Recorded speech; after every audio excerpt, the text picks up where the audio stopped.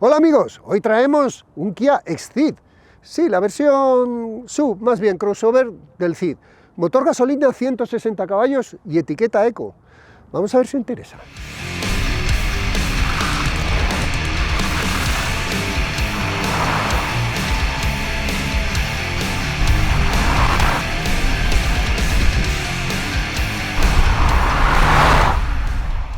El Kia XCeed lo actualizaron en verano del 22.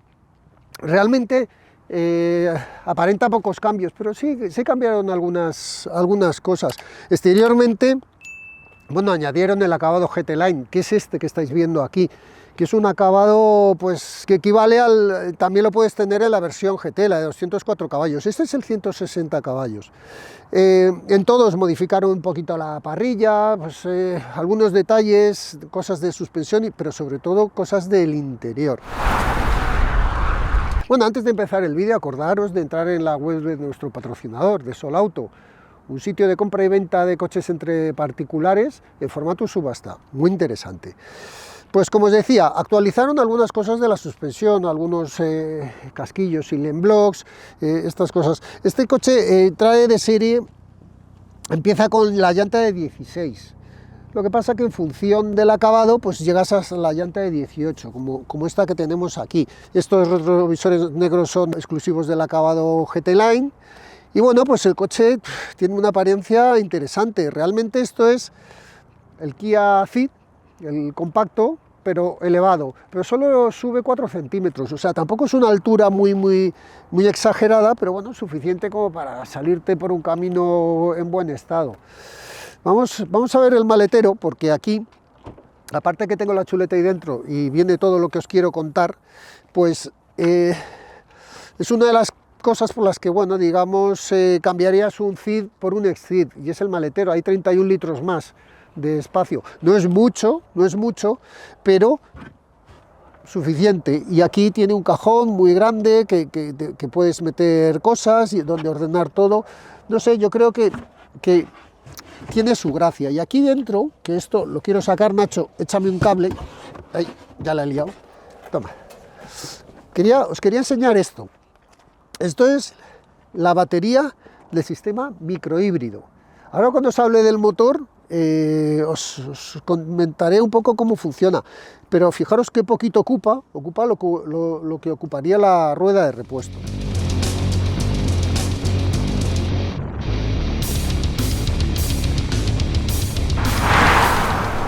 Este coche está desde 23.900 euros, la versión básica también es cambio manual y el acabado básico. Si nos vamos al GT Line se va a 30.200, o sea, sube bastante, pero es que también el equipamiento, ahora os contaré, porque he traído aquí la ficha de equipamiento y os voy a contar todas las cosas que añade. A ver, por este precio, esta capacidad de maletero, etiqueta eco, y más o menos los 4,2 metros, ¿qué opciones tenemos? Tenemos un Renault Captur, que tiene 422 litros de maletero. Bueno, es un poquito, es más o menos el mismo maletero, pero solo tendría 140 caballos, pero bueno, sería un buen rival, también se etiqueta eco. Este coche está desde los 22.900. El Kona no se ofrece, fijaros que el Kona es el mismo coche que este, pero no se ofrece con este motor. Es curioso, el Kona solamente lo ofrece con el 120 caballos. Bueno, tiene más motores, pero digo, equivalente a este sería el 120 caballos. Podríamos irnos a un Suzuki Vitara, incluso un Suzuki S-Cross, coches de 24.000 euros, 430 litros de maletero tiene un S-Cross, sería un coche interesante, pero 130 caballos. Etiqueta eco. Así en equivalente de potencia lo más cercano sería un Puma, el Puma de 150 caballos. El Puma de 150 caballos se va a los 26.000. Así una opción un poquito más premium, digamos, tendríamos el Mazda CX-30 con 430 litros de maletero y 27.000 euros. Vamos a ver el motor.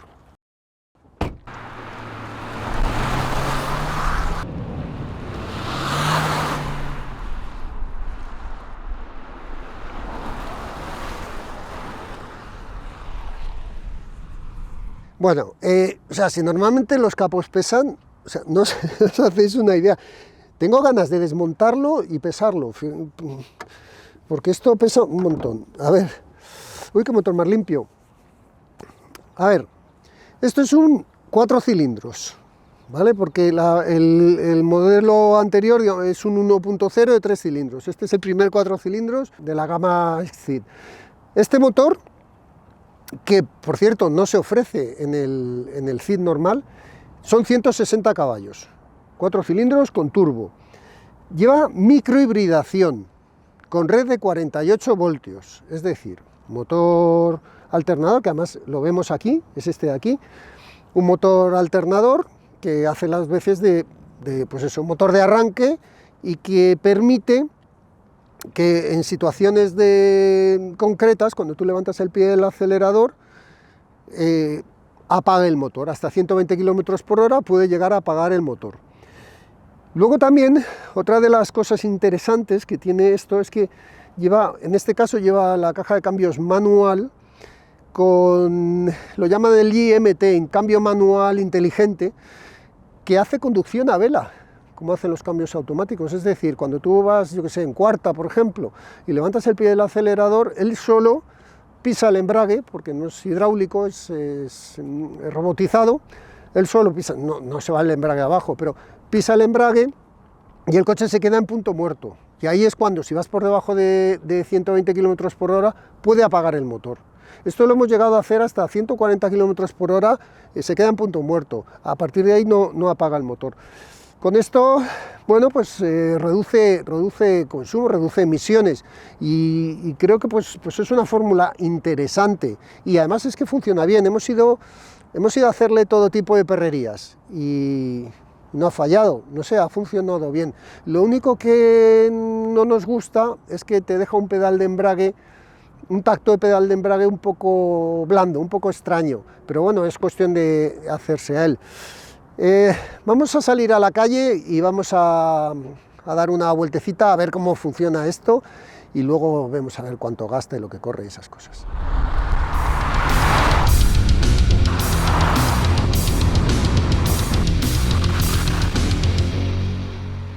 Coche refinado en cuanto a sonido, no es especialmente ruidoso. Y luego el funcionamiento del sistema microhíbrido, bueno, está todo basado en una red de 48 voltios, como ya os he dicho, y la batería que os he enseñado es donde se almacena la energía. Cuando tú levantas el pie del acelerador, la va recargando y la almacena para cuando la necesite. ¿Cuándo la necesita? Pues cuando tiene que mover el motor alternador que os he enseñado antes. Y eso es cuando tú levantas el pie en modo eco, cuando tú levantas el pie del acelerador y apaga el motor.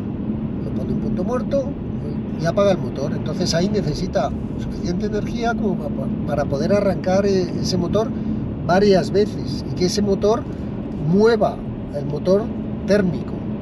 Están unidos por una correa dentada para que la unión sea un poquito más suave, más amortiguada y se note refinamiento. Y es parte del refinamiento que notas cuando arrancas este coche o cuando llegas al semáforo y se apaga el sistema start-stop.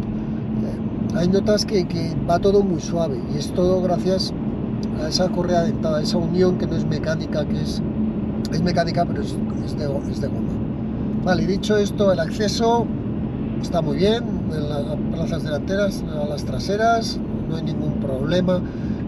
El espacio es bueno, ya veis aquí yo voy sentado. Este asiento siempre va puesto a mi medida y luego sentamos a Nacho detrás y es para que tengáis la referencia. Yo mido 1,79, Nacho creo que 1,84, 1,86, no lo sé, os lo pongo en un cartel, no me acuerdo. Con eso os hacéis un poco una idea del espacio que hay, tanto en altura como espacio longitudinal. Anda narices que ahora va y sale el sol, toda la prueba en lluvia y ahora sale el sol. En fin, la calidad de acabado está muy bien, a mí me parece buena, tiene detalles. Vamos a ver, este es el acabado GT Line, que es el tope de gama. Si queréis este coche, el básico son 23.900, luego el siguiente son 26 y este son 29. En los 29.000 que te entra, pues estos asientos que ves aquí GT Line, algunos detalles exteriores diferentes, y que son los los mismos que lleva el GT. Tienes el techo eléctrico, tienes el cargador de teléfono inalámbrico, algunos asistentes de conducción interesantes, el control de crucero adaptativo. No sé, tienes una serie de cosas que, bueno, que lo hacen un poco más atractivo y un poco justifican esa diferencia de precio. A mí me gusta el acabado de los tres que más me gusta, yo me quedaría con el intermedio. Lo único que echo de menos es el tema del cargador inalámbrico. Eso sí que lo echo de menos, porque el resto, bueno, en el GT Line también viene esta pantalla gigante que además funciona muy bien, tiene un tacto muy bueno. Lo único que echo de menos en el acabado intermedio es lo que os digo del cargador inalámbrico, pero por lo demás yo casi me cogería el coche con esa terminación. De todas formas, si queréis conseguir el coche más barato, os dejo abajo un enlace de CarWow que os ofrece un ahorro medio de unos 4.000 euros. Tenéis que registraros en ese enlace y os mandan a vuestro móvil las ofertas. Si luego no la quieres, pues te desactivas y te dejan de molestar. Pero hacerlo a través de ese enlace. Como ya os digo, aquí hay silencio de marcha y el comportamiento. Bueno, primero os cuento cómo funciona el sistema microhíbrido. Realmente esto tiene tres modos de conducción, que lo estáis viendo aquí en la pantalla. Cuando tú arrancas el coche, por defecto sale el modo eco. Cambias y se te pone el modo normal, que además veis que cambia la pantalla, y el siguiente modo es el Sport. Tienen los tres. Si quieres acceder a las funciones del sistema microhíbrido, mira, lo que tienes que hacer es esto. Pues lo primero que tienes que hacer es quitar el modo Sport y poner modo eco. Una vez que tienes modo eco, levantas el pie del acelerador y ya veis que se apaga y se pone en modo a vela. Tocas el freno y vuelve a funcionar. Vamos a repetirlo. Ahora mismo voy a baja velocidad y voy en tercera, pero es que en cuarta te hace lo mismo. Dejas de acelerar y automáticamente veis que pone punto muerto y el motor se queda a 0 revoluciones. Hasta que vuelves a acelerar, hasta que él detecta que tiene un obstáculo delante, por ejemplo, y tiene que retener el coche. Y si voy a parar en un semáforo, mirad lo que hace. También. Por debajo de 7 kilómetros apaga también el motor.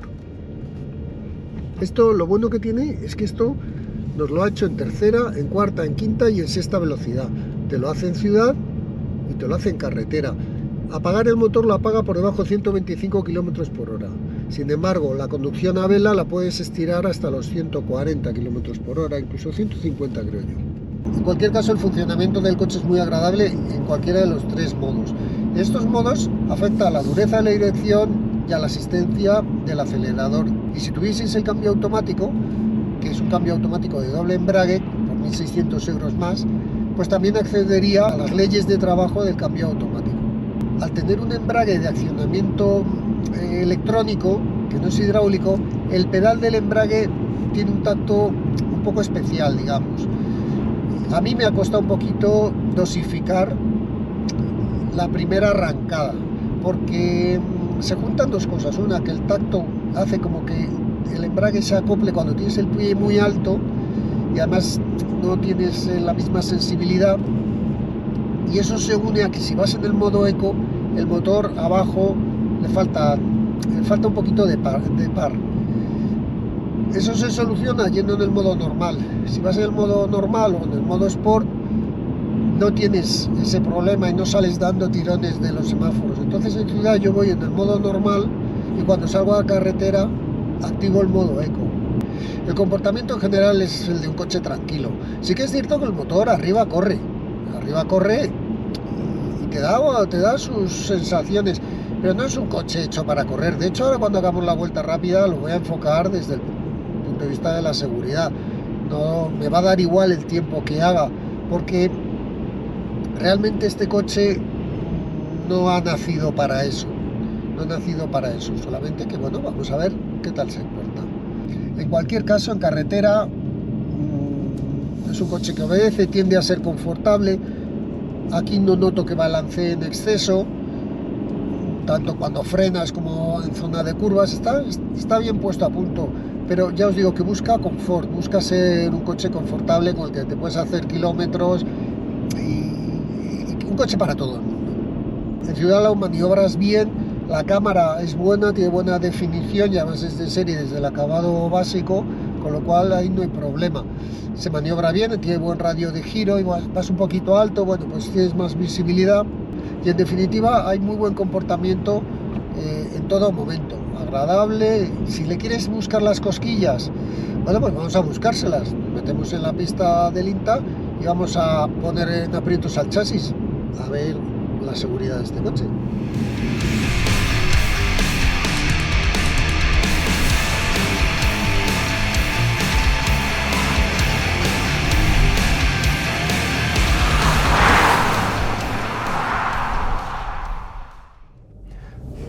Pues sí, vamos a hablar de seguridad porque está la pista mojada y aquí un tiempo no va a salir. A ver, estoy en el modo Sport y estoy en el modo Sport con todas las ayudas quitadas. Aunque está mojado, están las ayudas quitadas. A ver, no es como patina porque al final...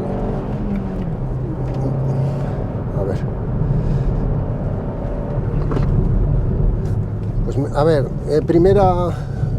lo primero, estoy con el control de estabilidad y tracción quitado y ahí el coche se ha movido de atrás y ha entrado el control de estabilidad, que es latente, es decir, está ahí pendiente de nosotros por si hacemos alguna tontería y nos sujeta, y me ha sujetado. El cambio es lento a la hora de cambiar, pero bueno, para el tipo de coche que es, no es que sea malo, el guiado es bueno, es por el embrague. Vamos allá. No puedo abrir gas muy a fondo porque patina, lógico. Y eso que esta rueda es muy buena en agua. El motor le falta un poquito bajos, pero en medios no va mal. A ver, aquí suave, Daniel. Cambio de apoyo lo hace bien. A ver, vamos a ponerle en apuros al chasis. Freno y giro. ¿Habéis oído que ha chillado la rueda? Eso es cuando ha entrado el control de estabilidad y ha sujetado el coche. Lo ha hecho bien, lo ha hecho muy bien. No tengo capacidad de tracción, no, está muy mojado. Bueno, mira, ahora la falta de bajos me está ayudando a traccionar mejor en agua. Ya por dónde no hay mal porque... ya no sé ni hablar. Bueno, pues vamos allá. 1:41. No le hagáis ni caso al tiempo, vamos a hacerle caso a las sensaciones. Entra muy bien del tren delantero, a pesar de que está mojado y tal, mi sensación es buena. También es muy buena mi sensación del tren trasero, o sea, noto que está bien puesto a punto lo que son las ayudas en caso de emergencia.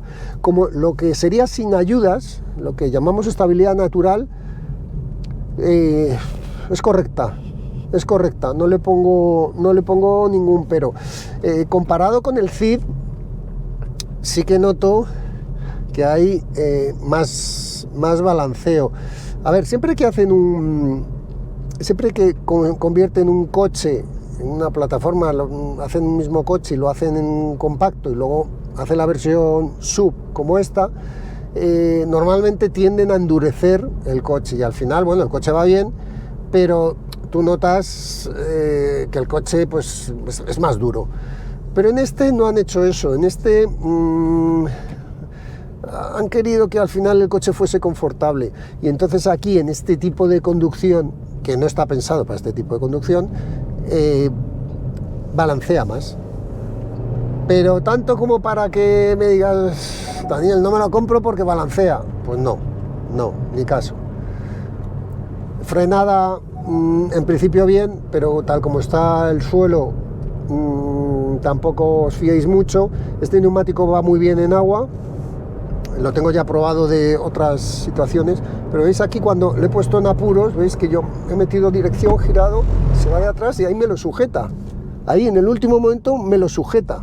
Aunque yo estoy haciendo el contravolante, por eso se vuelve al final, esa brusquedad es porque, claro, yo estoy esperando que se vaya más, pero no se ha ido más, porque el coche me lo ha sujetado y me ha mantenido en la trazada. Bueno, pues 41, bueno, pues ni caso, al tiempo ni caso. La seguridad, buena. La postura de conducción, aquí voy bien. La visibilidad, todo voy bien. Cambio, el tacto del cambio bien. Los pedales en el embrague demasiado blando, pero eso ya os lo he dicho. Bueno, pues se defiende. Hay seguridad, sí. Vale, hemos superado con nota.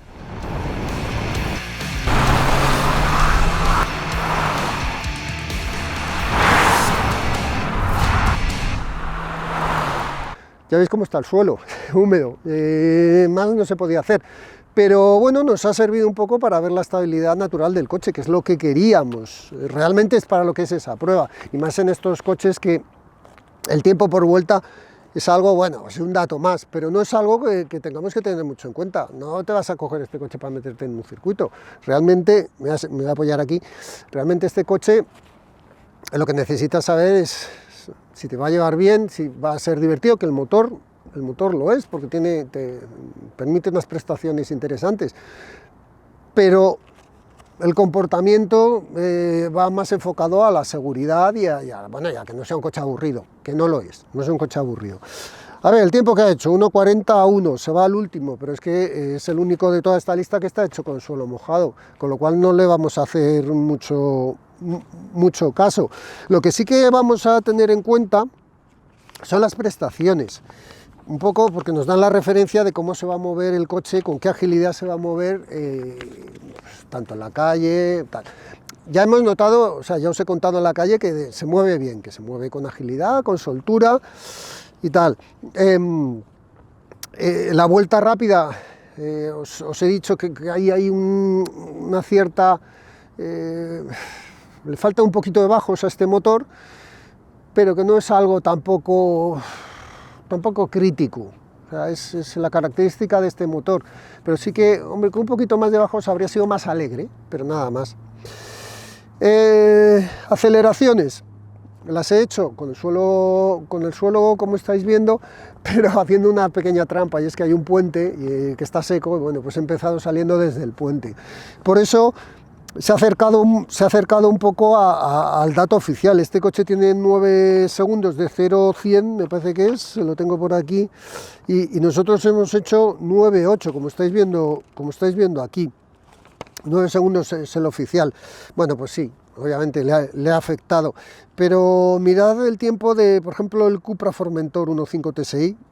Este ha hecho los 1000 metros en 36 y el Cupra lo hizo en 34, no hay tanta diferencia. Luego eso indica que este motor corre. Ahora, como estamos en mojado, realmente el dato que más nos interesa saber es el 80-120. Ese es el dato que nos va a dar lo que es el funcionamiento del motor sin que le afecte el día de hoy.